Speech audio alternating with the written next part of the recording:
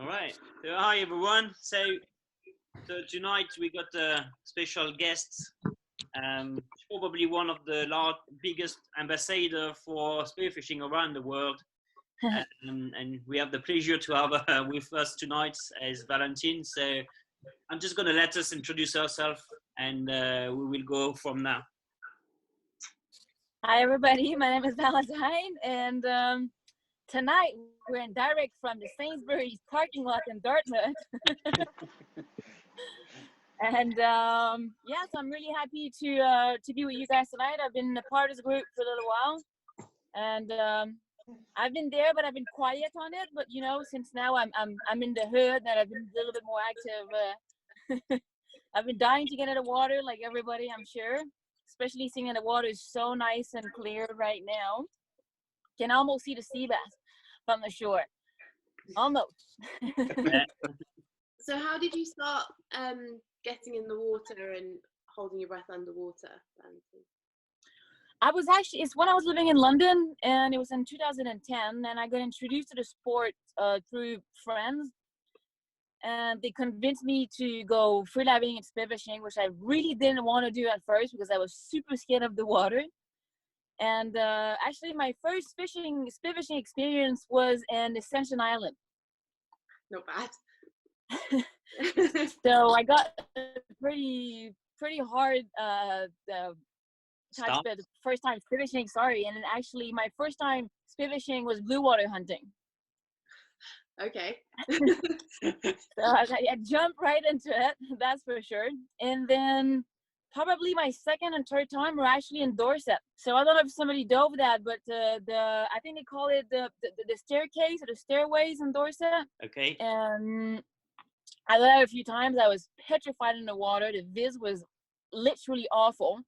And my first time visiting the UK, I asked my diving buddy to hold my hand all the way down. It's awful.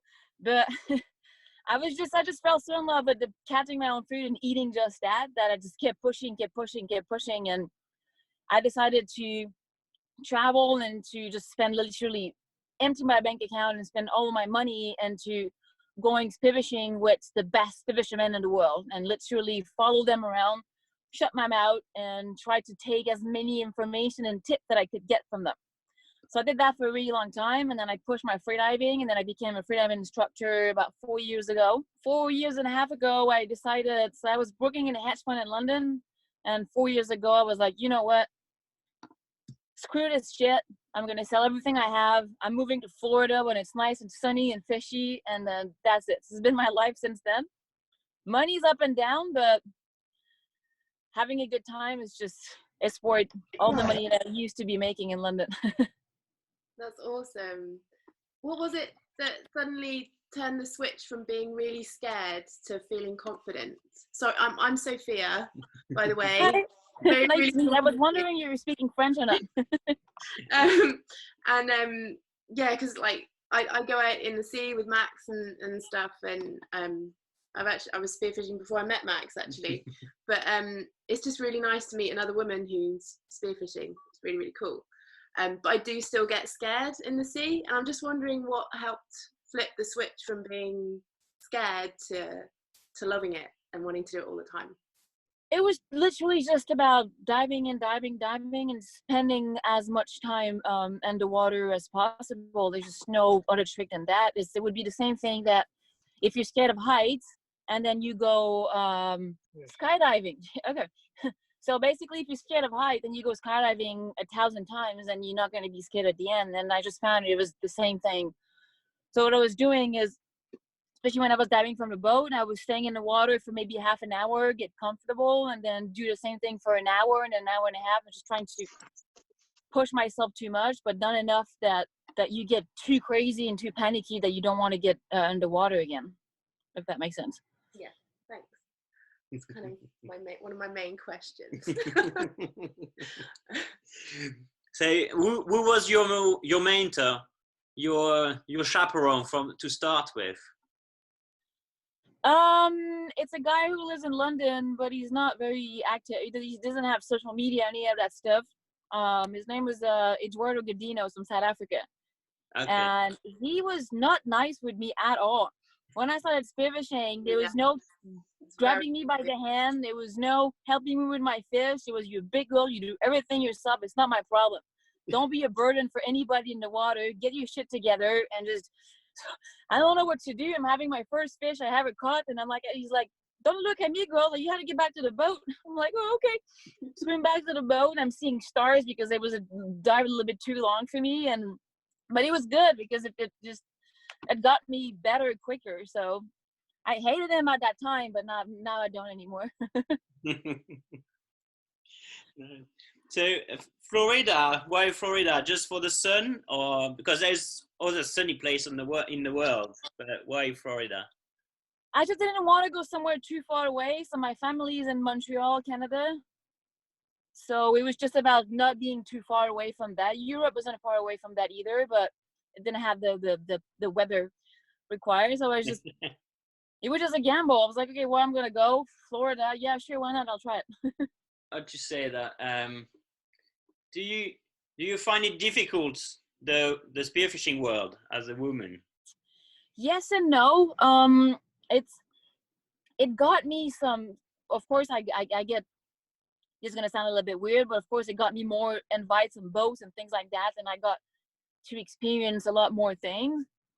So from that side of it, of course, it's good. But from the other side, it was kind of really hard sometimes because it was just, I had to work twice as hard to prove myself and to be credible in the water and things like that. And people were like, oh, she can't even dive, she can't even do that. So I was like, okay, fine. Then I posted a video of me shooting a fish at 30 meters, and I'm like, there you go. But it's just about proving and showing it, something that a man would never have to do, sadly. So I just watched the movie, Agua Negra. Yes. Can you talk about a bit this experience? Because it just like this island in the middle of the Atlantic Ocean off the coast of Africa, and just sounds amazing. But can you talk about it? We were there for about 5 weeks, I think, and we got there. We had no clue what to expect. We didn't know where we were going to sleep. So we get into this village. First of all, everybody hates us, thinking like, who's those white people coming here and trying to steal our fish? Okay. So it didn't go too well. And then we found this social housing there. And so a guy, his wife just got social housing, but then she got a job and then gave her an apartment. So he was like, oh, you can stay at my house for free if you want. So we're in this thing, there's no beds, there's nothing. So everybody's sleeping on the floor. There's like a toilet, but there's no like a toilet seat on it. The shower is cold. I hate cold showers. And so we're like, okay, well, there's bugs, there's cockroaches everywhere. And then we got to get in the water, get in the water. And we finally caught a fish. No gas, no wood. We ate raw fish for an entire week when we got there. Even to this days, I love sashimi, but I'm like, I can't have too much of it. But it was really fun because we were going blind, and again, we were taking a panga, so like a little wooden boat. And one day or two, the guy was showing up. He was too drunk, so we couldn't even go on the boat. It was too dangerous. He couldn't even walk to the boat. He was walking like this on the beach. We were like, now we have to cancel because this guy's gonna run us over for sure. But it was really interesting. It's always a little bit scary to go dive in unknown waters because you don't know what you're going to find. You don't know what the shark situation is, by example. And it's when you know they're there, you know they're there. Like in Florida, they're always there. Yeah. Regardless of what you do, there's always sharks everywhere you look.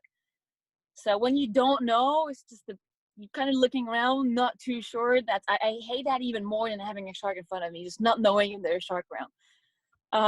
But then we share a lot of our fish with the locals, and then now they start liking us, and we just had a beautiful time there during that. It was definitely very, very humbling experience doing that documentary. A lot of work, but it was really, really fun. So we had 150 euros between 4 people for 5 weeks. So we had to basically use our fish to sell it at the market and try to get veggies or anything, but there was no restaurants, no grocery stores, so there's no breakfast, no lunch. Sometimes we could find a can of tuna, we're sharing half as our lunch. And at night, short dive to get dinner. You don't have a choice. It's not, I'm too tired, I don't want to do this. It's either you dive and you get your fish or you starve. So it was very, really, when I came back, I was like really appreciative of just a grocery store.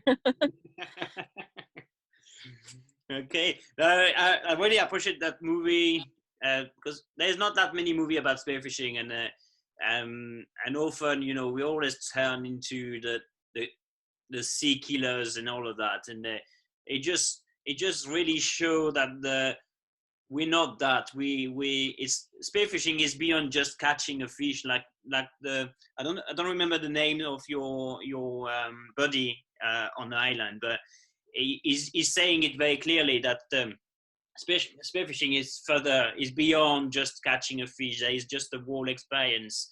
There is that to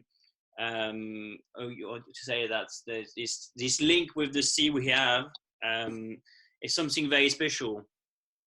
It is. I mean, the entire spearfishing experience, it's all about you going out with friends. So it's a super social activity, and then you get on the water, and then you dive all day. It's super physical. It's super tiring. And then it's a lot about watching each other's backs. That is a whole. It's a team sport too. And then when you're in the water, of course, the more time you spend in the water, the more you care. So you're very careful about what you catch, and you just become. You cannot spearfish and not be in love with the ocean. It's almost impossible, unless you're, I don't know, an asshole maybe, or somebody weird. But it's you just care for it so much, and then you catch the fish, and then there's the whole filling in and processing what you just caught, and then there's the whole dinner part of it. So it's way more than just killing something. And I worked a lot in ocean conservation, and every single day I have to defend myself on top people. Because they're like, oh, you spearfish. There's no way you care about the ocean. Otherwise, you wouldn't kill anything. So I'm like, it's no. It's so much more than that.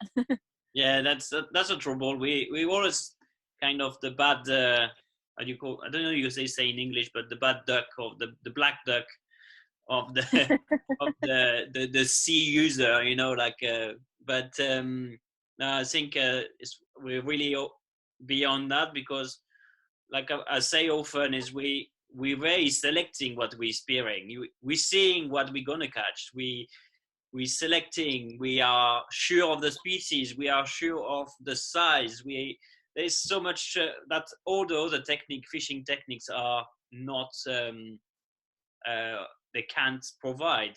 So I don't see why we always like pointed, like the bad ones. So.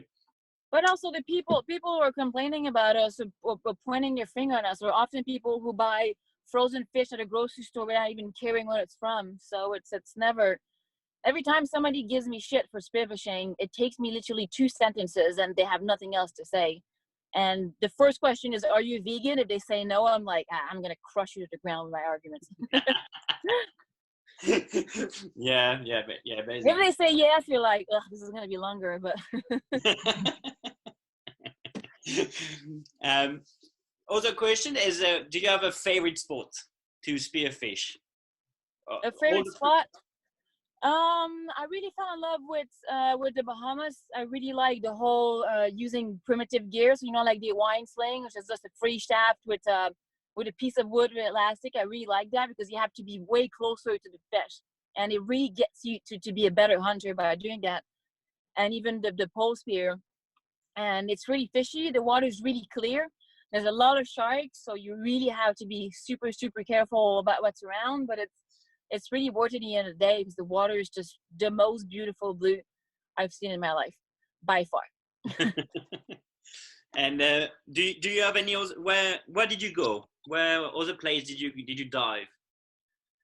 I dove French Polynesia, the Maldives, Greece, Italy, the UK.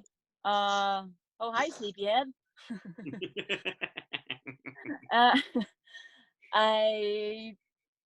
Where was I go? Well, the United States. I did the Caribbean, a few islands in the Caribbean, Canada, Cape Verde, Zanzibar, South Africa. Where did you go in South Africa? Did you do Atlantic and Indian Ocean, or just? No, I only did the Indian Ocean. So I was on the side. I was in Durban. Durban, okay. And then we were supposed to cross to Mozambique, and then I was with Rob Allen actually. and we went on a camping trip, and there was like a crisis. So if they said that we crossed the border, we would get shot. We did it, and then I've never seen so many. And just in one spot, I saw 6 different type of sharks, 6 different species of sharks in one spot. I was like, what's happening? This is so weird, but it was really fun. So did you go on the Aliwal Shoal in Durban, South Durban? Yes. Yeah. Okay. Yes, that was actually my first shark dive ever. It was there. Okay. But I've been to South Africa a few times, and it's a sport I've done as well, and it's the first time I was diving actually with a shark.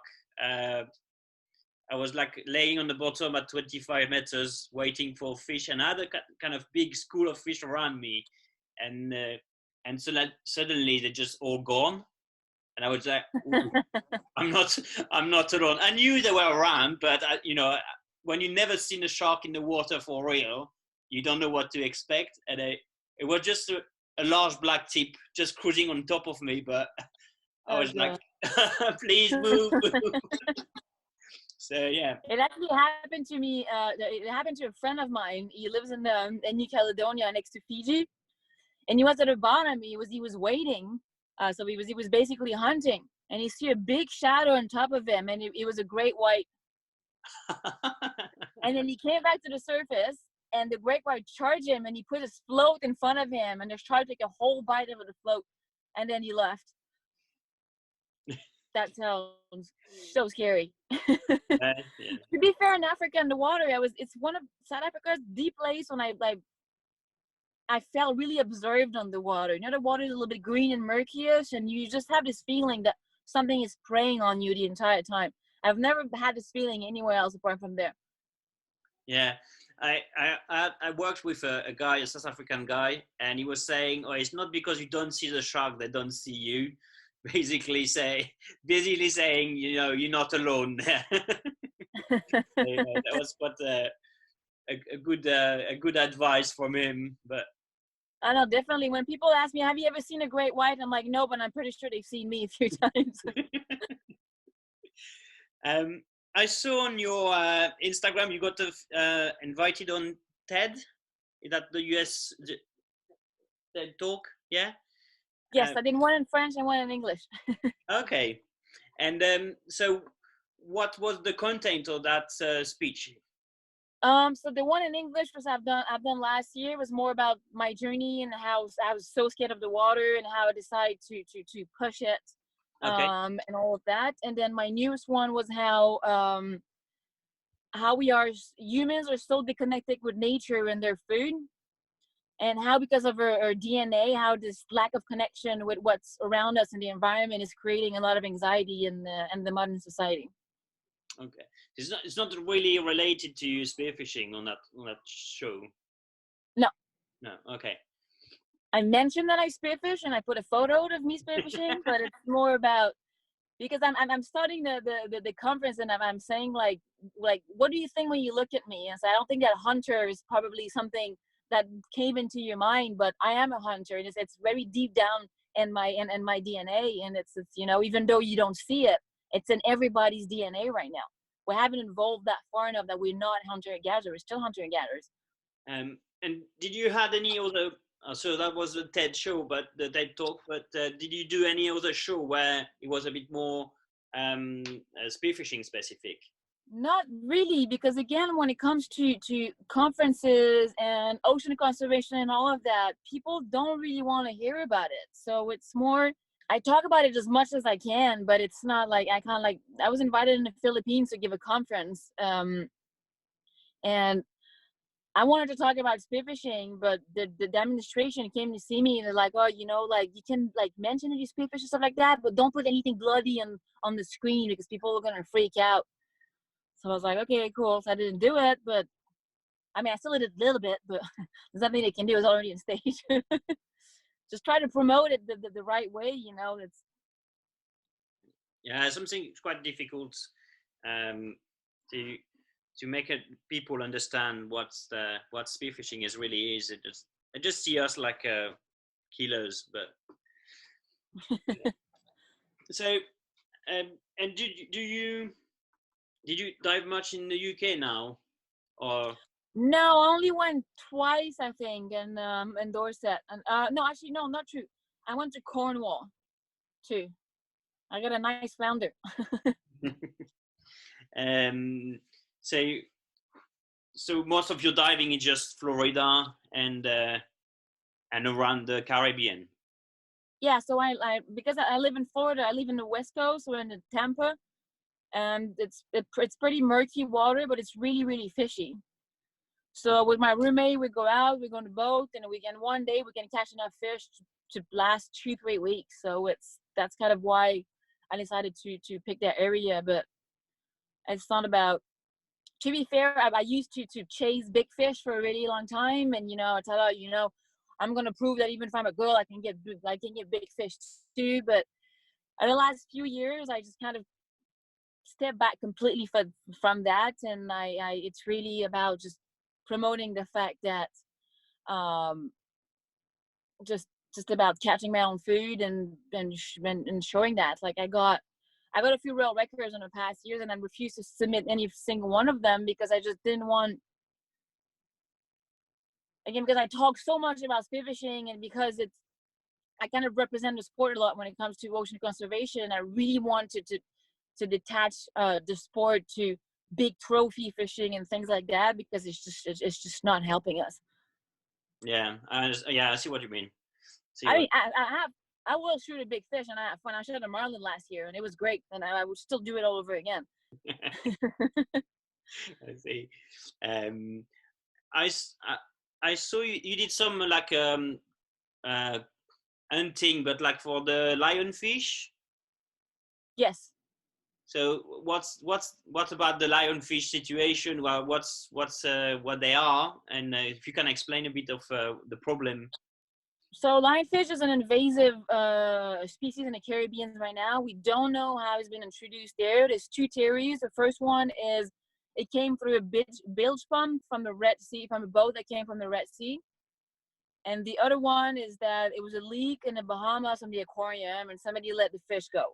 Okay. So we don't know, but they're everywhere, literally everywhere, and now people start hunting them, and all they do is just go deeper, deeper, deeper. The problem with a lionfish is that it's eating 5 times its weight per day, and it lays, I think it's 100,000 eggs every 2 days. Okay. So it will produce really quickly, and he eats everything that it sees. So all the eggs around, it can kill a reef within 3 to 5 years just having one lionfish in a reef can kill the entire reef. So that's why they need to go away. And they have no predators apart from humans.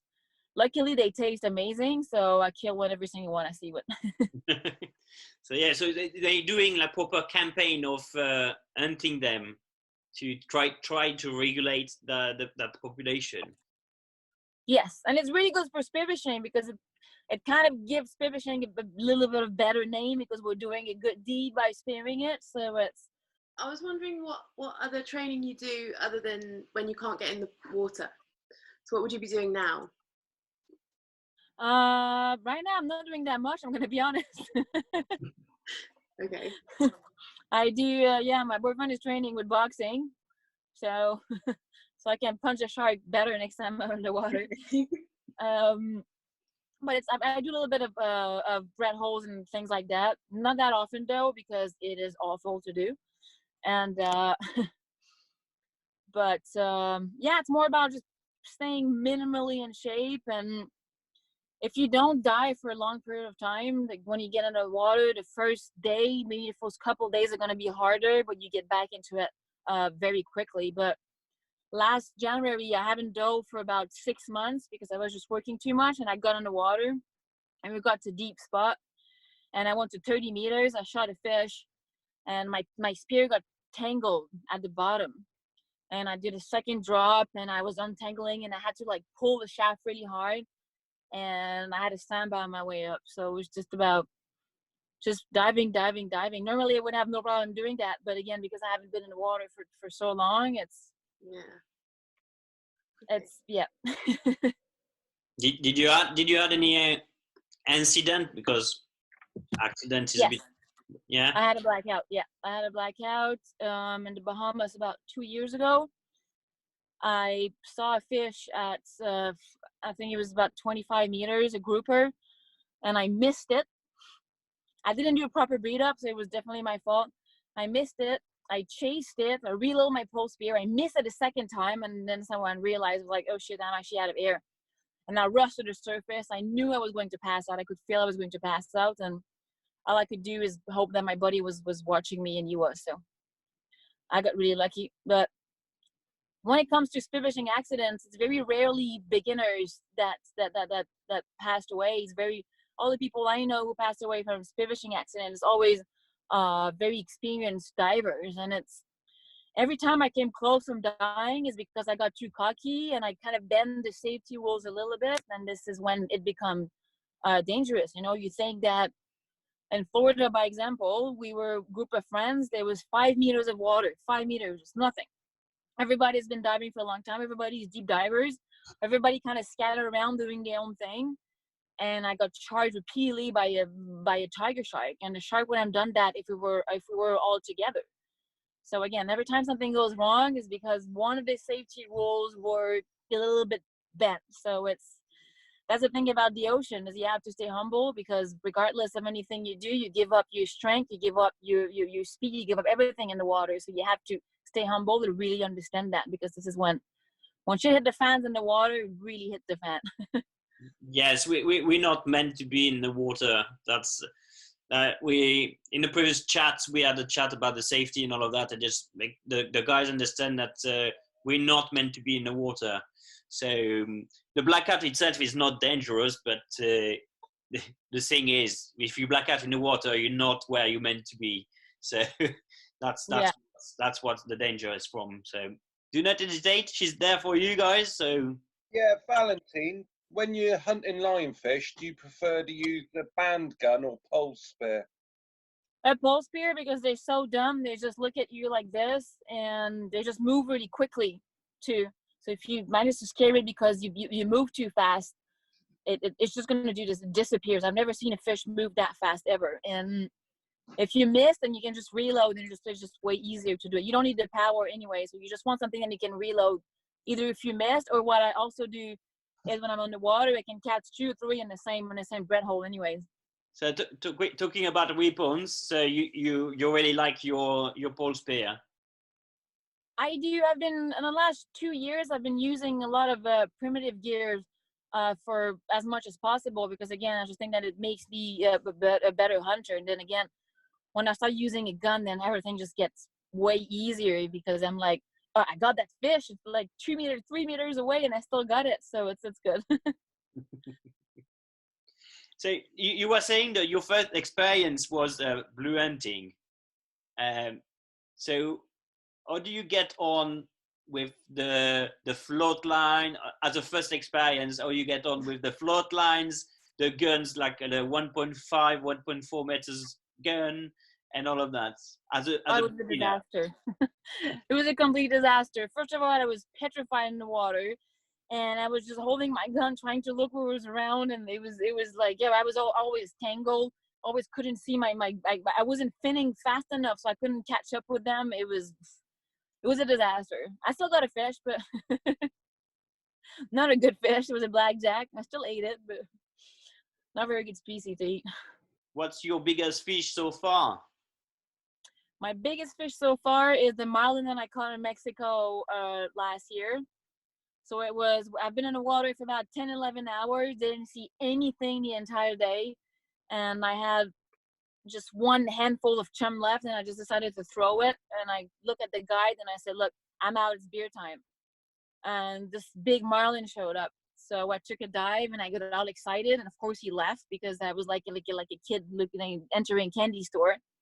And then I just turned around a little bit, and he turned around, and he came it was about maybe like 2-3 meters away from me. And I was like, oh, he gave me a cuddly broach. I could pick exactly where I could shoot it. And I decided to shoot it mid-body. And of course, he took off. I only had one float.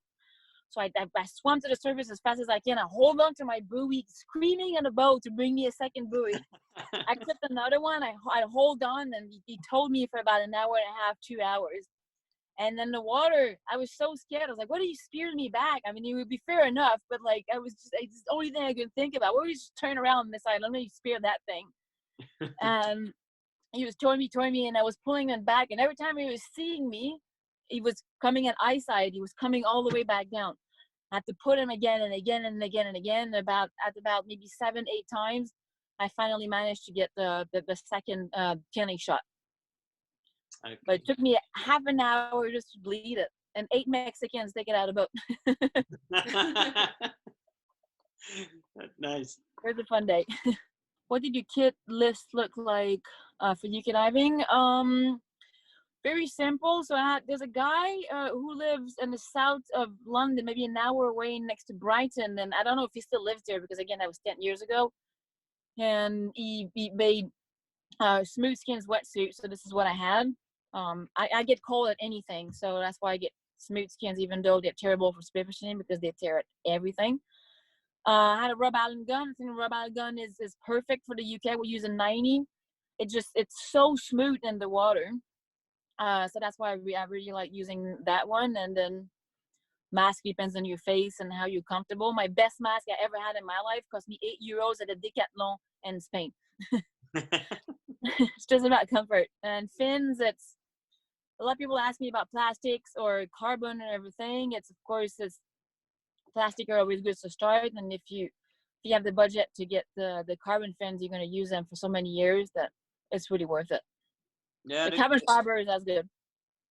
The carbons, they're much stronger now than they used to be in the first generation of carbons. They were breaking a bit more now. I still have my first pair of carbons, and it's a Bouchard Mondial, and yeah, so and it's about 15 years now. So oh wow, yeah. Have you tried the carbon fiber ones? I kind of like that one too. Like the divers from Australia, those are really nice and they're very resistant type of fins too.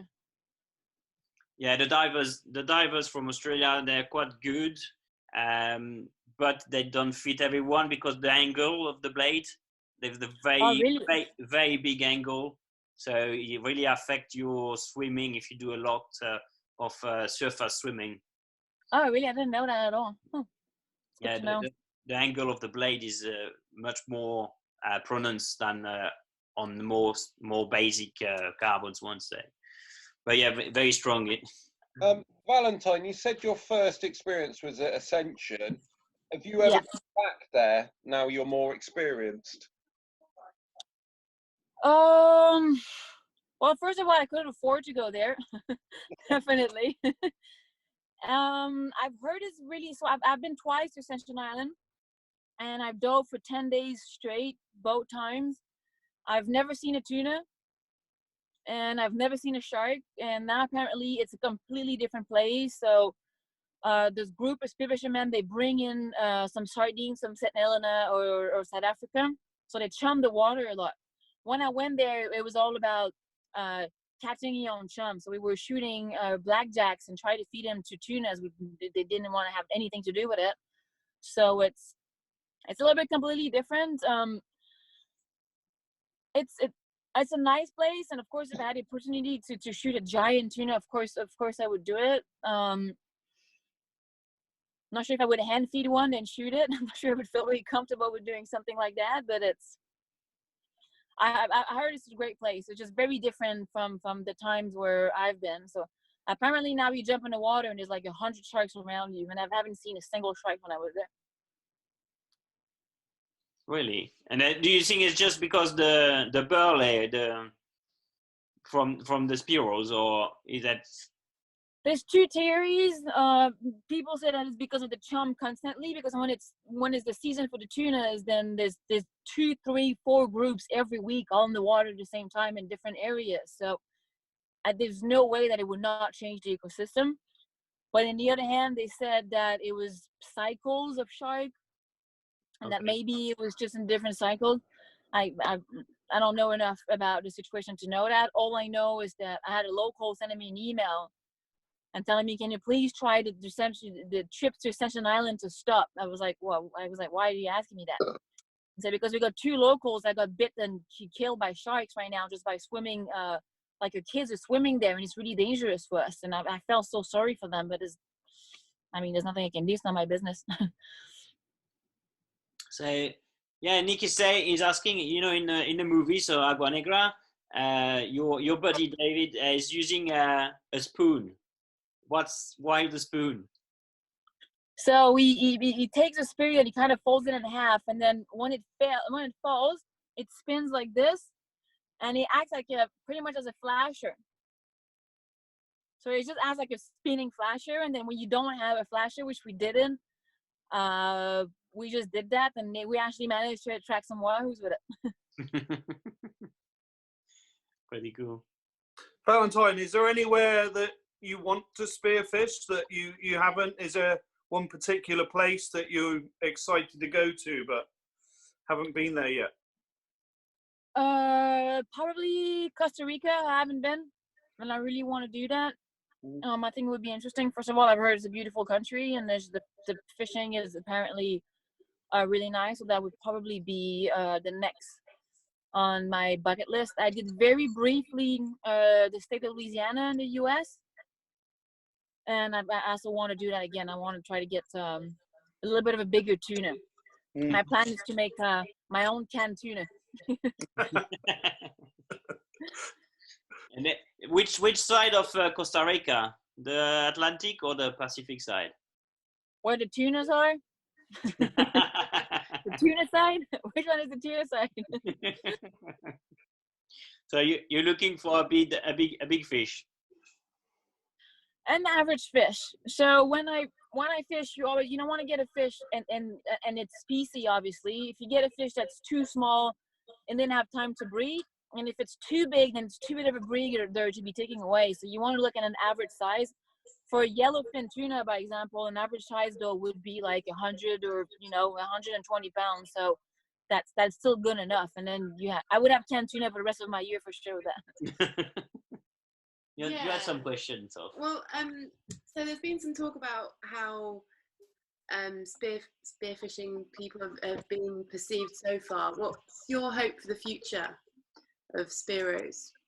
Well, I'm really excited that the sport is definitely gaining in popularity, and also the fact that more and more people are getting conscious about where their food is from. So I think we're gaining an understanding too when it comes to the rest of the world, because it's kind of us against the rest of the world when it comes to spearfishing. So I think it's really getting better, it's really getting positive, and there's really a lot of people doing good work, like Kimi Werner, by example, who's like great ambassadors, people who are changing the image completely of spearfishing, and I think it's great. I think we're getting there. In places that you spearfish, do you have quota systems like we have here in the UK with some of the fish that we take? And how does that affect your spearfishing? There's quotas, there's size, and there's seasons in Florida, by example. Yeah. So we have to really be careful about that. Because again, if you get caught, they seize your boat. I think it's $20,000 fine, and you have to go to court. So they're very, very protective when it comes to that. And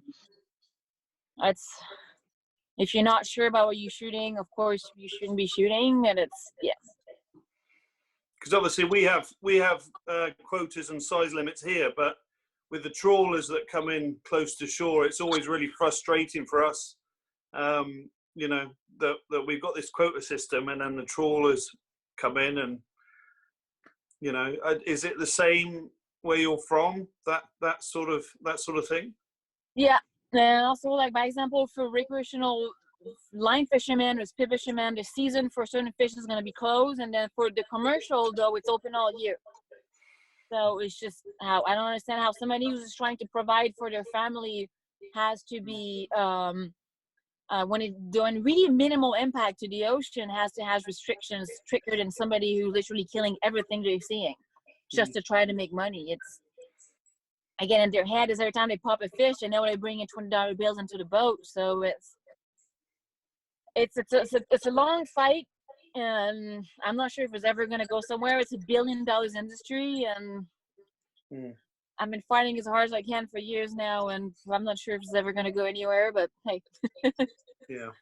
So is spearfishing and freediving your full-time career right now?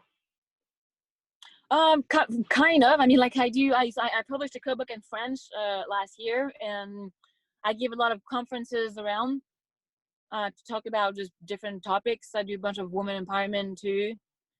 And yeah, this is pretty much what I like to do. I'm really, again, involved when it comes to the regulation of commercial fishermen. I'm working with the government of Canada and Quebec to try to actually make a difference.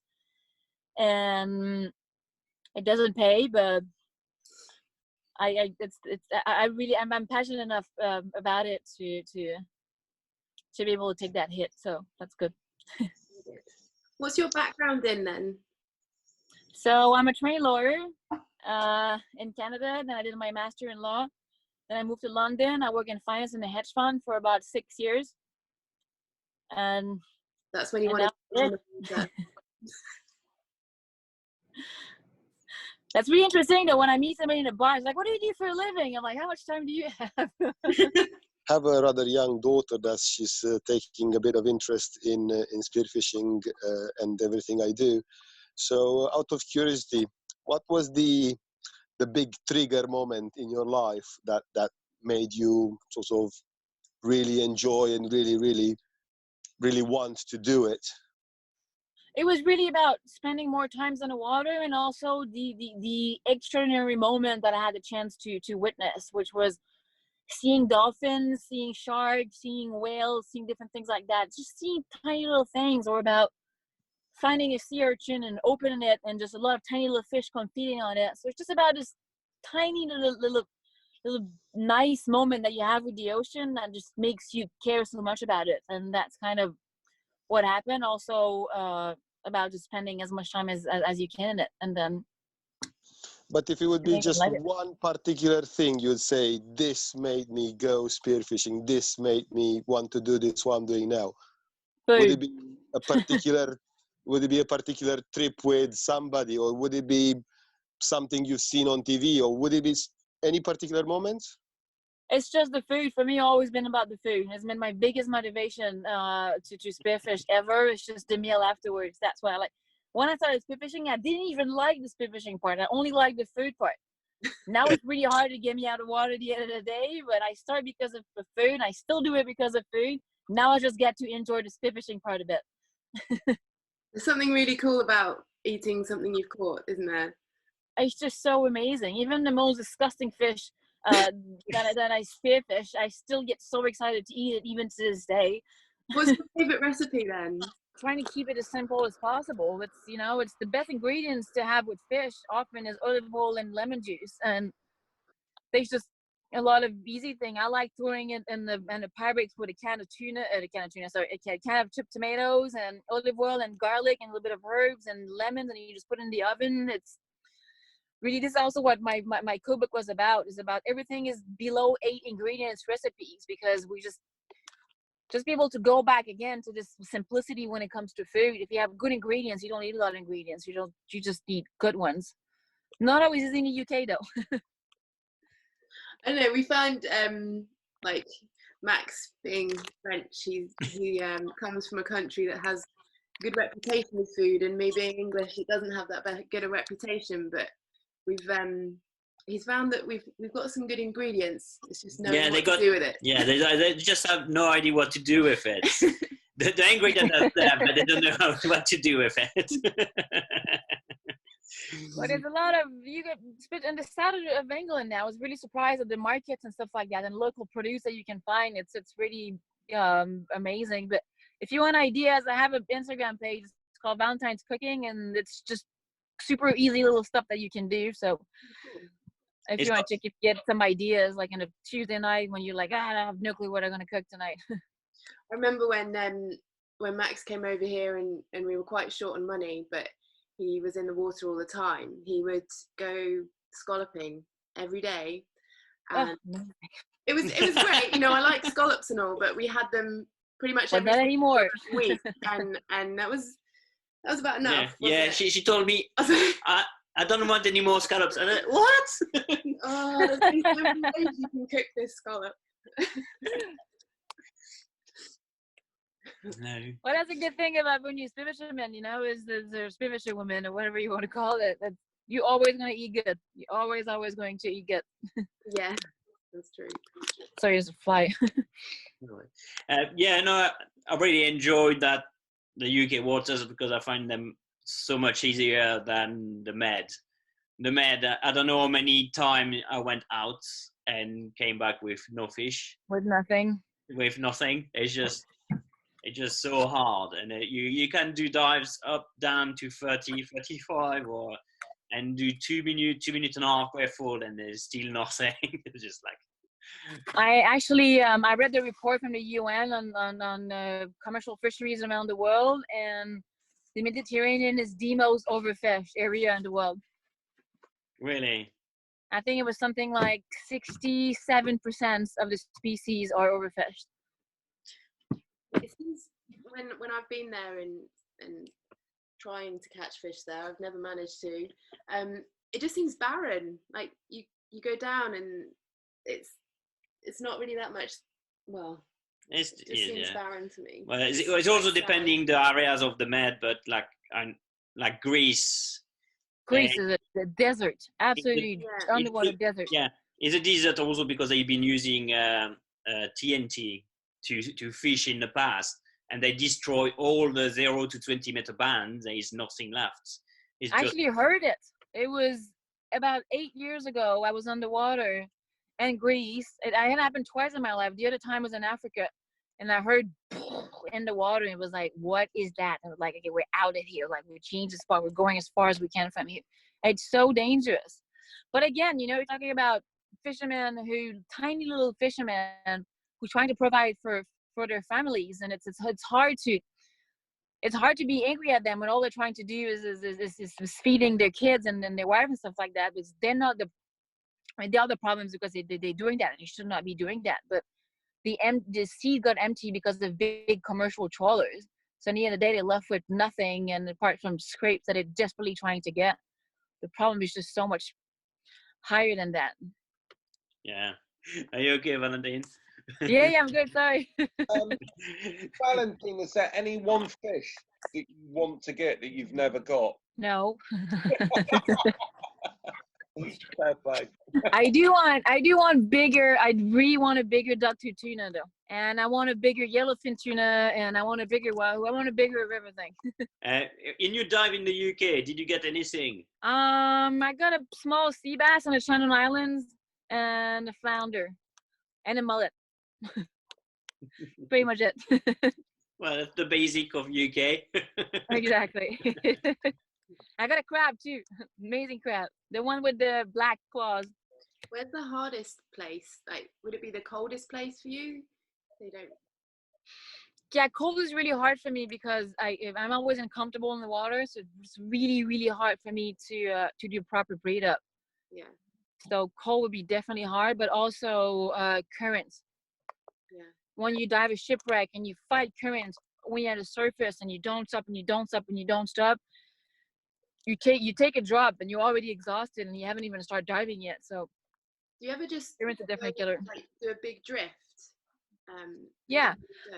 It's if you're a place when it's a ledge, and yeah, it's way easier, but it's a lot of places when you dive, it's a specific area, and that makes it really, really complicated. In Florida, it happens a lot. For somebody, you need somebody who drives the boat, so somebody's willing not to be in the water. Of course, nobody wants to do that. So you have to anchor. You have to be, you know, it can be really dangerous when you're not being careful. So it's. Do you do shore dives? I actually stopped doing shore dives because I got caught in currents so many times, and a couple of times it took me hours to get back to shore. And unless I really, really, really know the area personally and I know that it's safe to go there, then I'll go. Otherwise, I know it's way better to do the shore dive than to be on the. First of all, in Florida, I can't because it's 2 meters deep for 15-20 kilometers, so you can't do it. Okay. And on the east coast of Florida, there's so many sharks that you need to have a boat or at least a kayak next to you Okay. to be able to do that. But if I had to do a shore dive, I would bring a kayak with a tiny little anchor and just making sure that I have a plan B in case something happens. Because in the UK, a lot of guys is kind of the opposite. Most of the Spearos, they're doing shore dives, so it's really boat dives is something they're not used to. So if you know your area and you know your currents, and then you're safe, you know. But again, because I very rarely dive in the same spots, apart Florida, pretty much where I live, so it just get too dangerous. And like the last shore dive I did was in Hawaii, and it took me 3 hours to get back to shore because of the current, and I told myself never again. All right, thank you very, very, very, very much, everybody, for being here tonight, and have a great evening.